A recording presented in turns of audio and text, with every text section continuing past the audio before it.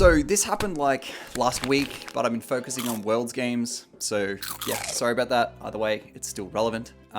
Anyway, got a weird one today, but first I just need to get some prefacing out of the way. The entirety of my sources for this video are either Spanish or Korean. And I, an Australian, speak neither Spanish nor Korean. So most of the translation for the forthcoming content is either from transcription sites or someone else's transcription on a blog or Reddit. So with that in mind, the accuracy or what people actually said, as well as tonality and inflection, can be muddy at best. But it's not too hard to gather what someone was trying to say either way. So we're gonna start with the 25-second clip that started it all between an interviewer and T1 support Keria before we break it down with translation. 오케이.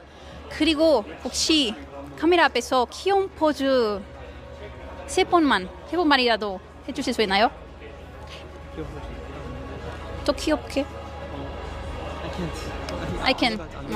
기분이 안 좋아서 그런가요? 아니 귀여운 포즈가 없어가지고.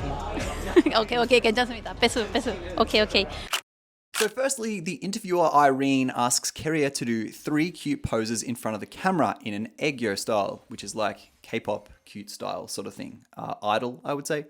To which he does a sheepish thumbs up and awkward smile, clearly feeling uncomfortable. And when this doesn't meet Irene's expectations, she bluntly tells him to make it cuter. She literally says cuter. This was immediately obviously frowned upon by the community because an interview like this usually only happens because it's understood to be of a professional nature, as she's doing it after a game, not a cute meet and greet. Not only that, it was after the Worlds game. Keria has more important things to focus on than being cute for the camera and was probably really tired and mentally exhausted. I'm mentally exhausted after one solo queue game. I can't imagine how he felt. She asks him if it's because he doesn't feel well, to which he responds that he just doesn't have any cute poses. Now, this clip is kind of a bit of a nothing burger in isolation. I mean, sure, it's disrespectful and unprofessional, but nothing an apology can't really fix. But then, what follows happened.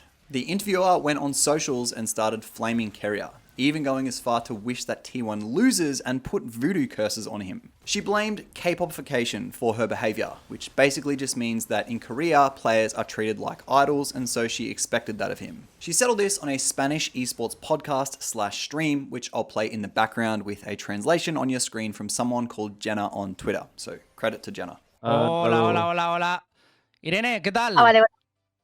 Pues estoy tilteadísima, pero menos que quería, la verdad.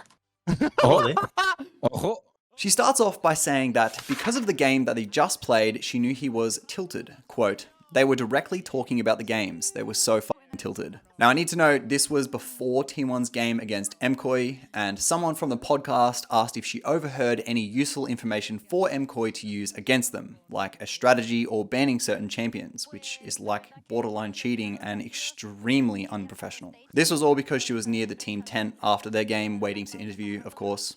She says they weren't talking about strategy or anything, just focusing on their mistakes, and were throwing the bad performance in Keria's face. She said she saw Keria was basically trembling and looking like he was about to cry, which again is also pretty disrespectful to leak to the public. Then someone on the podcast makes a joke about Keria's Leona performance, to which she says, quote, yeah, he played really bad. His performance has been truly puke-worthy. Then someone else asks her if she thinks MKOI have a chance against T1, to which she replies, quote, I actually think Koi will win. I've already thrown like 4.5 voodoo curses on Keria, which that's just real weird. If he plays bad tomorrow, it's my fault. Well, thanks to me, actually.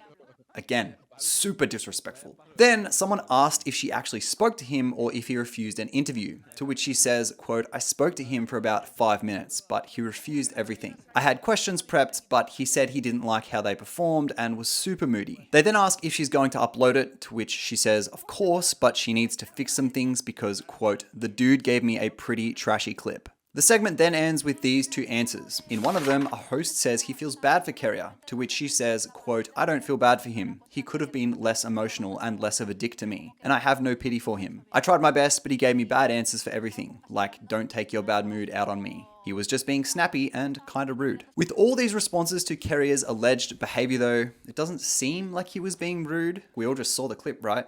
Maybe a bit low on energy, sure, but who isn't after playing high pressure world-class League of Legends? Moreover, asking him to act cutesy when it's probably the last thing he wants to do and then being annoyed when he doesn't do good enough for you to farm views off is just crazy. To this, the broader community is obviously very pissed at her, and her journalism career was touted over from this before it even really began, especially the T1 fans. They are not happy.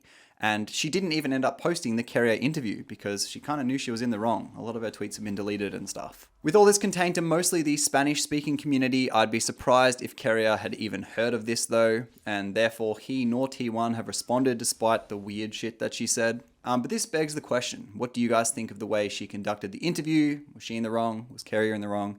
Let me know down below and be sure to subscribe for more league news content. Bye!